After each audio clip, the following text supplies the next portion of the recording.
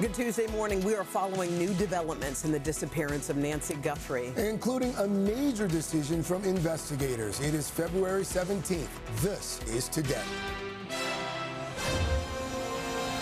Desperate search. Authorities following more tips and potential clues as the race to find Savannah's mother enters its 17th day. Police now officially clearing the Guthrie family and their spouses. The investigation moving forward with officials waiting on DNA results from inside the home and that glove found nearby. We're live in Arizona with the very latest.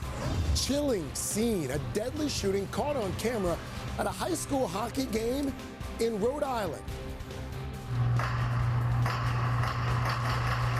Terrified players and fans racing for cover. At first it was like bop bop and I thought it was balloons, but it just kept going.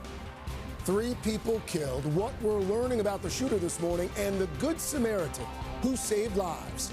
High stakes. Top negotiators for the U.S. and Iran holding key nuclear talks today amid escalating tensions and threats.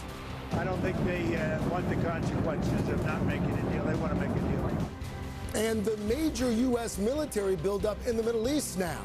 We'll have a live report breaking overnight. Reverend Jesse Jackson, a champion of civil rights who marched with Dr. King and witnessed his assassination, then later ran for president, has died. Keep hope alive. We will look back at his life and legacy. Those stories, plus remembering Robert Duvall. All the 5 families would come after you, Sonny. The Corleone family would be outcast. Tributes pouring in for that Oscar-winning legend. We will celebrate his many unforgettable roles in some of Hollywood's most memorable films. And girl power. The U.S. women in the House of Speed are rocking it. 2 moms in their 40s race to historic medals in bobsledding. While the U.S. women's hockey team cruises into the gold medal game. Here's Layla Edwards. Edwards scored! And America's Blade and Angels getting set for their moment in the spotlight with a little help from Taylor Swift. I'd like to introduce you to Amber, Alyssa, and Isabeau. We are live in Milan as they start their quest for figure skating glory today, Tuesday, February 17th, 2026. From NBC News, this is Today with Savannah Guthrie and Craig Melvin, live from Studio 1A in Rockefeller Plaza.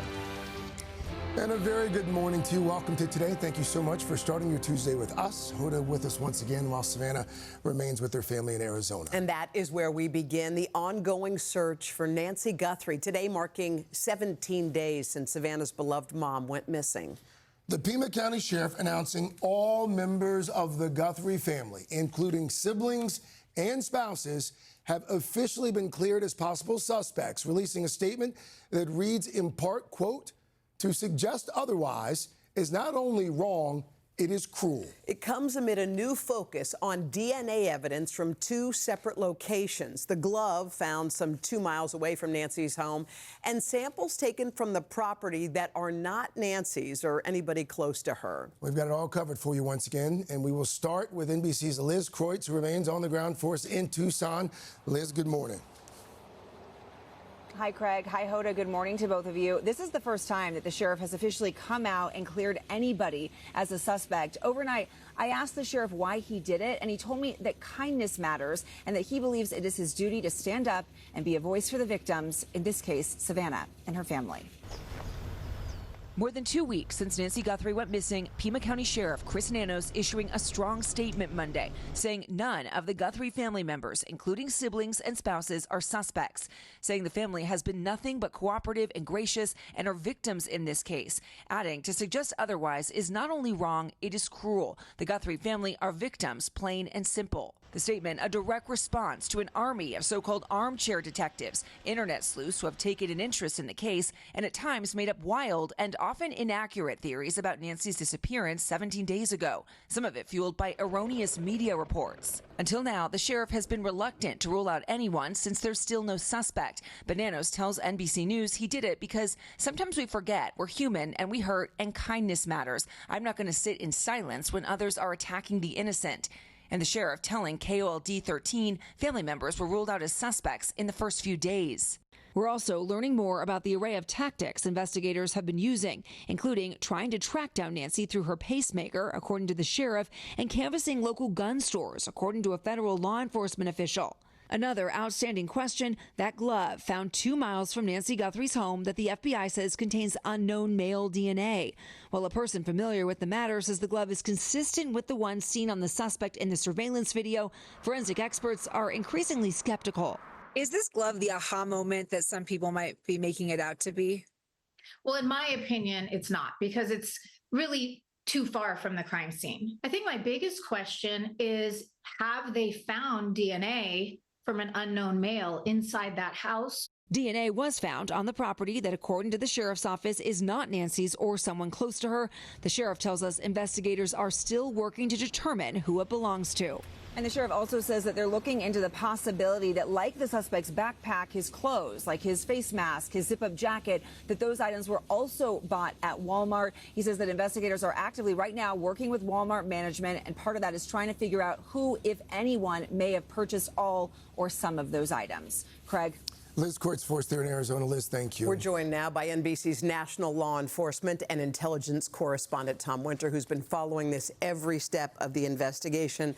So, Tom, yesterday the sheriff announced that the family has been cleared. He said to say otherwise would be cruel. What made him say that at this point? Yeah, I mean, first off, anytime you're running an investigation like this into a disappearance, an abduction, you got to start with the last person that saw her alive. And in this case, it was the Guthrie family. And it was a member of the Guthrie family that dropped Nancy off at the house on that Saturday night. And now we know, obviously, she went missing in the overnight hours on that Sunday. So any investigation would naturally start there. But I think it's important for people to understand there's been a lot of online speculation about this. Of course, the sheriff is not initially going to rule out anybody because they haven't solved the crime yet. Throughout the entirety of this investigation, there is not a single person that I have talked to that has been briefed on it, familiar with all the facts of the case, that has ever said there was a single piece of evidence that tied back to any member of the Guthrie family, period. And so that's why they have to keep an open mind. That's why you've heard him say we're not clearing anybody, but that's why they feel so strongly to come out and make that statement. And in this environment, we've seen it on this case for sure, and on a number of cases, there's all of this online speculation, the online true crime community, and it gets people spun up. And then you have to see law enforcement divert their attention away from their job to knock down these, frankly, in this instance, baseless rumors. Yeah, a lot of nonsense online. A lot of nonsense. Let's talk about what the sheriff also said about the clothes that he may have been wearing in addition to the backpack that may have also been purchased at Walmart. Yeah. How significant is that? I actually think that could be quite significant. So we've been focused on the backpack because we know from Walmart's financial filings that that specific backpack is a private label. So they're the only ones that sell it. But now, if they're looking into the idea that some of the other items of clothing that this person in the doorbell camera is wearing could have been purchased there as well, that could be really helpful, because it's one thing just to buy a backpack. But if somebody's buying a backpack and this specific jacket and that specific mask, they will take all the store records. We started talking about this a little bit last week.